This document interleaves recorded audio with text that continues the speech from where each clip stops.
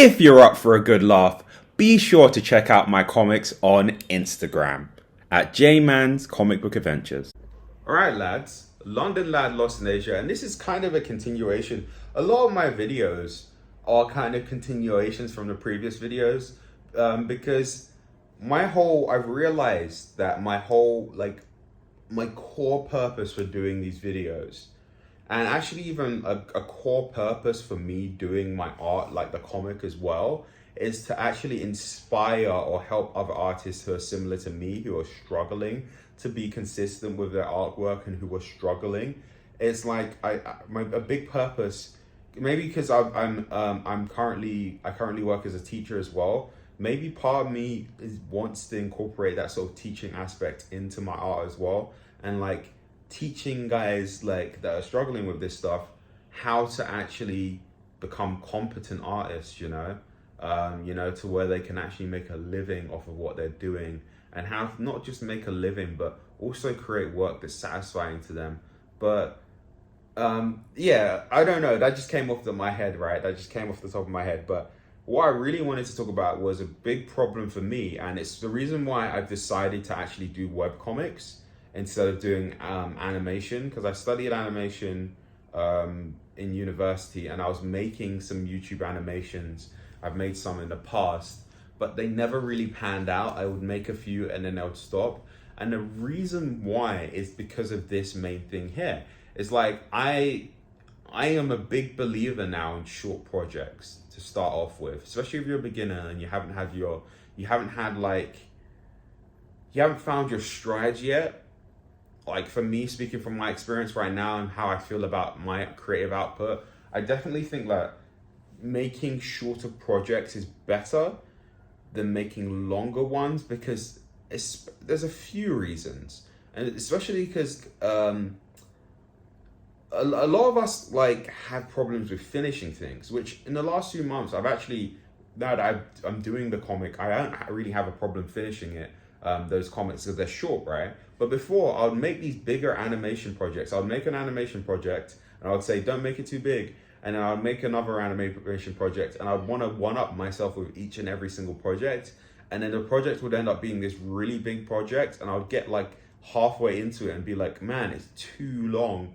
And I'm starting this thing and I don't really have an audience for it anyway. And then I'll just end up giving up. And this cycle happened to me like 3 or 4 times, to where like 3 or 4 times I've legit tried to be a YouTube animator and it just hasn't worked. Like, those people that do story time stuff, like animations. I really wanted to do that. And it didn't work because I'll try and make these bigger and bigger projects and I'll try and do these crazy things.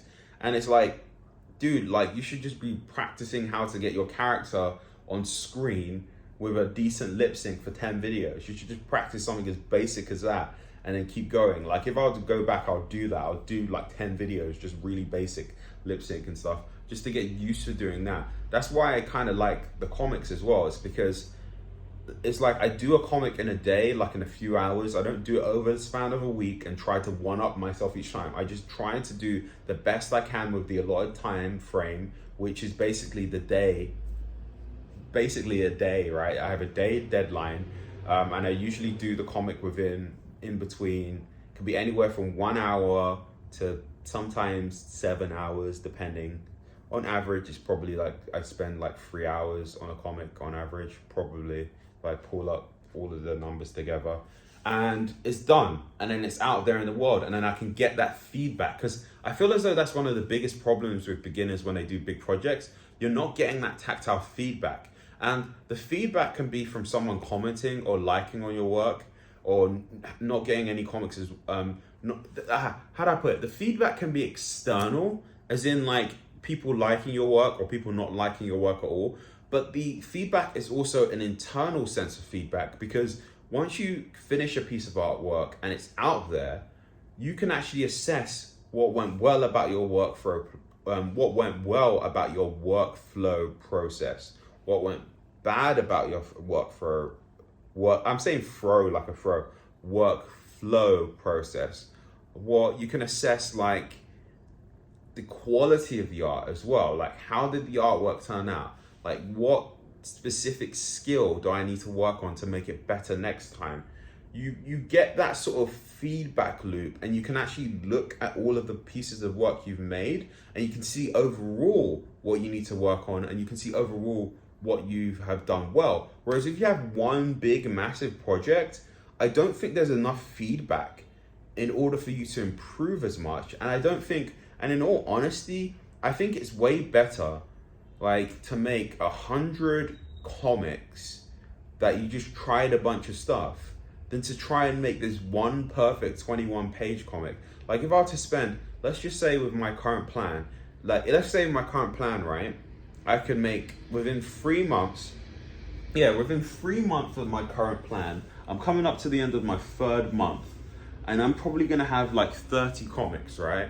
I feel as though having these 30 comics in 3 months would be better than me working for 3 months on one comic at this stage in my sort of comic creation career, right? Because I just feel as though you're just working on one thing forever, and you're not really, you're acting less, you're putting out less executions, and honestly, you don't know enough to spend that much time on a piece of work. You just don't have enough, you honestly don't have enough skill to do that, to make it worth your while. I feel as though there's a trade-off.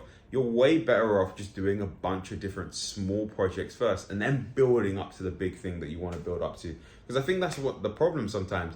In our heads as artists, we have this big magnum opus that we want to put out there to the world for everybody to see because we think it's going to make us make it. But at the end of the day, you don't have the skills necessary to make that project actually execute well. So you should do a bunch of projects, build up that skill, and then once you've got a lot of projects underneath your belt and you've got like I said, that body of work, then you can say, I'm gonna take my time and create something bigger. You know, you build up that cadence. I feel as though that's why it's so important to start off with smaller projects, get that feedback loop, get that consistency with drawing, like learn to love the process from start to finish, not just love the process of starting things, love the process of finishing things, of posting things, of sharing things, of being a finisher, of executing, like that process, that whole process. And then you can go for a longer project, because then you can kind of anticipate some of the hurdles you're going to face with a slightly bigger project, because you've been through so many smaller ones.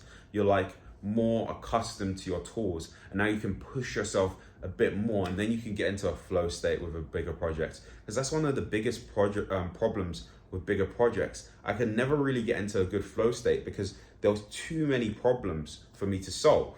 Like my skill level was here, and the thing I was trying to do, the skill was up there. So it just caused all of this frustration for me to work because my skill level is not at that point to do that thing yet. And it's like, it was too hard, you know, but you don't want to make it too easy to where you're bored. You want a bit of the challenge, you know, to produce the thing. But it's just like, I just think these are the type of things you need to think about. Like if you're struggling with your art and you feel like a sort of anxiousness around it, and like a sort of like, I can't, you feel uneasy about it. Maybe the thing you're trying to tackle is a bit too big of a project, and you need to do some smaller projects to build up that cadence, and then do that bigger project. I'm just a big proponent of beginner artists of any sort doing smaller projects, you know, to build up that body of work. This has been London Lad Lost in Asia. I really do hope you enjoyed this video, but at the end of the day, I really don't know how to end this video.